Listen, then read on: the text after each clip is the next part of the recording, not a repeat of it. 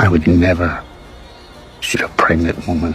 Henry let out a mocking laugh. Seeing that Henry refused to talk, Angelo had no choice but to threaten him with a gun. He spotted a red laser trained on his pregnant daughter.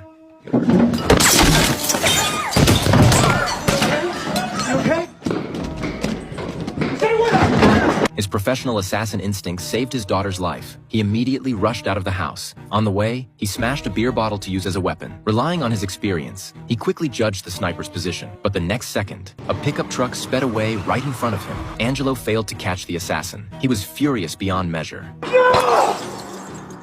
Luckily, his quick reaction kept his daughter and the baby out of danger. However, the incident raised suspicions within the FBI. Mr. Flannery. Yes.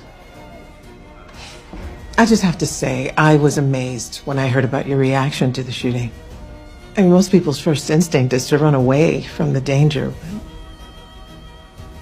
You ran right towards it.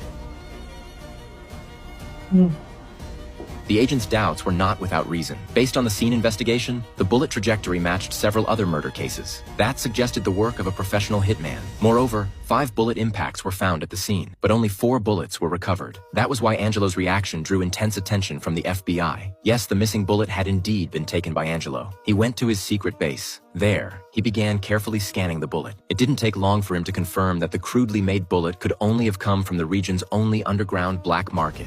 And he happened to be an old customer there. After making an appointment, Angelo headed over immediately. Inside, there were only the owner, Belinda, and her apprentice. With his daughter's life at stake, Angelo got straight to the point. He asked Belinda to identify the bullet and mentioned it was purchased by someone driving a blue pickup. Belinda forced an awkward smile. If she dared to sell out her clients, her head would be hanging at the black market entrance by tomorrow. You may not live long if you don't.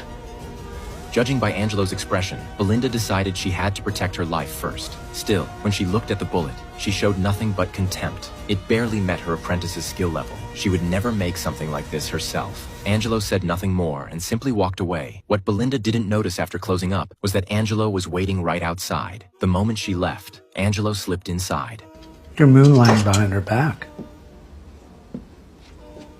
Using her kit, her materials.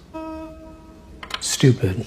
Faced with Angelo's threat, the apprentice quickly gave in. He admitted he had taken a private job from someone named Henry. Angelo didn't make things difficult for the apprentice. The next day, he went to a car wash at the location the apprentice had mentioned. When Henry saw him,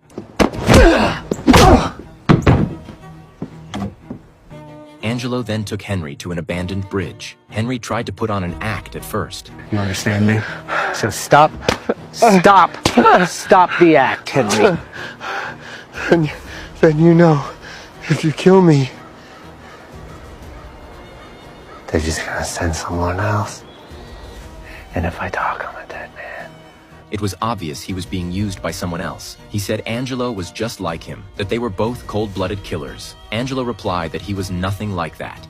I would never shoot a pregnant woman. Henry let out a mocking laugh. Seeing that Henry refused to talk, Angelo had no choice but to threaten him with a gun. Who hired you? The ferryman. All Henry knew was that the man was called the Ferryman. No one knew his real name. Every time he appeared, it was only to assign jobs, and then he vanished without a trace, after getting the information he wanted.